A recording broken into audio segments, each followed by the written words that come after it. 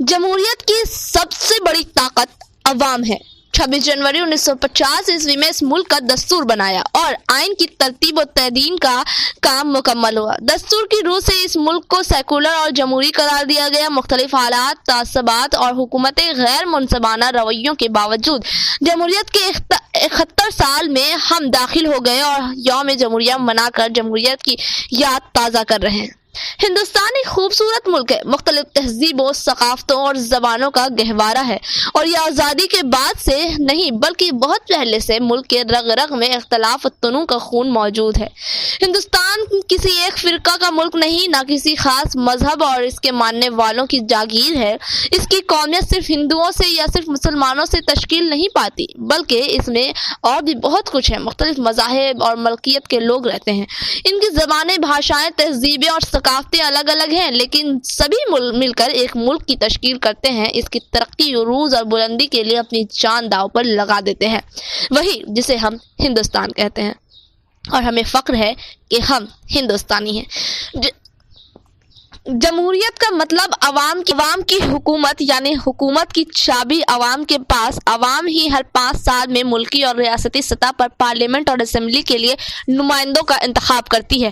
عوام کے ذریعے منتخب نمائندے ملک کے مرتب قوانین اور دستور کے مطابق نظم و نسق چلاتے ہیں۔ جمہوریت کی سب سے بڑی طاقت عوام ہوتی ہے، اس لیے ایک جمہوری ملک کو جو بھی پالیسیاں بنائی جاتی ہیں، جو بھی قوانین مرتب کیے جاتے ہیں، عوام کی فلاح پیش نظر رہتی ہے۔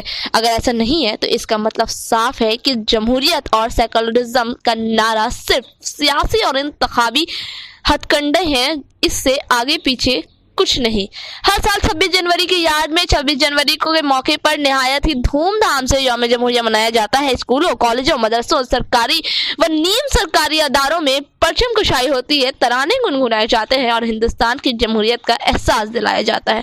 لیکن آج 71 سال بیت گئے، زمینی سطح پر نہ جمہوریت ہے اور نہ جمہوریت کے حامل ہمارے حکمراں۔ جی ہاں، جمہوریت ہمیں اجازت دیتی ہے کہ بولنے کی، لکھنے کی، کھانے کی، پینے کی، رہن سہن کی، اپنے ارادوں کو قائم کرنے کی، اپنے مذہب پر عمل کرنے کی، مگر ان سارے حقوق کو چھیننے کی کوشش تیز ہوتی دکھائی دے رہی ہے۔ کبھی بھوپال انکاؤنٹر کے ذریعے، کبھی مظفر نگر اور گجرات دنگوں کے ذریعے، کبھی 3 طلاق کے بہانے اور کبھی دہشت گردی کے الزام کے ذریعے، اور ہم بے بس ہیں۔ حد تو اس وقت ہو جاتی ہے جب مسلم مقت کا نعرہ دیا جاتا ہے اور جمہوریت کے ٹھیکیدار خاموش تماشائی نظر آتے ہیں۔ جمہوریت کے اصول و عادات کیا ہیں؟ ان کے تعصب پسند حکمرانوں کو کیا معلوم؟ صرف ووٹ لینے کے داؤ پیچ سے واقف ہیں یہ لوگ، اور اقتدار کی کرسی پر بیٹھ کر اپنی پارٹی کی پالیسی پر عمل کے وہ سمجھ بیٹھے ہیں کہ وہ جمہوریت کو فروغ دے رہے ہیں، اور زمینی سطح پر حالت یہ ہے کہ کھلے عام اقلیتوں اور بالخصوص مسلمانوں کو گالیاں دی جاتی ہیں، ووٹ ڈالنے کے حق کو چھیننے کی کوشش ہوتی ہے، مختلف ایشوز کے ذریعہ ٹارچر کیا جاتا ہے، کئی طرح کے دیگر مسائل پر پریشانی کھڑی کر کے ظلم و ستم کے پہاڑ توڑے جاتے ہیں۔ اس طرف ذرا برابر توجہ نہیں دی جاتی ہے، پھر بھی ہیں وہ جمہوریت کے حقیقی علمبردار۔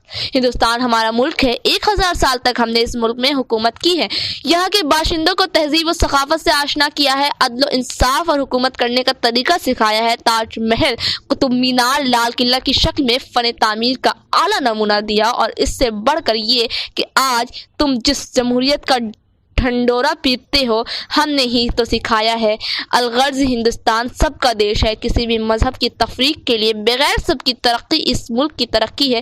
کسی خاص مذہب کے ساتھ بھید بھاؤ کر کے نہ ملک کی ترقی ممکن ہے اور نہ جمہوریت کی بحالی ممکن ہے۔ یہ صرف ہماری آواز نہیں، تمام ہندوستانیوں کی آواز ہے۔ اگر یہ سوچ ختم ہو جائے تو ملک کی جمہوریت اور یوم جمہوریہ منانے کا کوئی حاصل نہیں۔